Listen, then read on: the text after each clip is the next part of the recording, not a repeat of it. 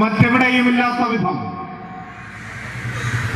2000 രൂപ പ്രതിമാസ പെൻഷൻ കൊടുക്കുന്നു ഈ കേരളത്തിൽ. തെരഞ്ഞെടുപ്പിൽ പരാജയപ്പെട്ടു എന്നതുകൊണ്ട് നാളെ മുതൽ ഇനി ആ പെൻഷൻ വേണ്ട എന്ന് ഇടതുപക്ഷം തീരുമാനിക്കുമോ? ഇല്ല. എന്തുകൊണ്ടാണ്? വിജയപരാജയങ്ങൾ അവിടെ ബാധകമേ അല്ല. എത്ര തെരഞ്ഞെടുപ്പിൽ പരാജയപ്പെട്ടാലും അവസരമാർത്തരും ആഡംബരഹീനരുമായ പാവപ്പെട്ട മനുഷ്യരെ സഹായിക്കാൻ, പിന്തുണയ്ക്കാൻ ക്ഷേമ പദ്ധതികൾ അതിൽ നിന്നൊന്നും പുറകോട്ട് പോകുന്ന പ്രശ്നമേയില്ല. ഞങ്ങൾ ഉറച്ചു വിശ്വസിക്കുന്നു, ഇന്ത്യയിൽ മറ്റൊരു ഗവൺമെന്റിനും ധൈര്യം വരാത്തതാണ് ഈ ക്ഷേമ പദ്ധതികൾ.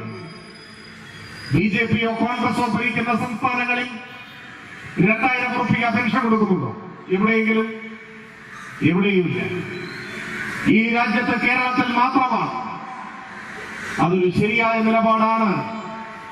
ഏത് പരാജയത്തിന് ശേഷവും ആ നിലപാട് തന്നെയാണ് ഇടതുപക്ഷത്തിനുള്ളത്.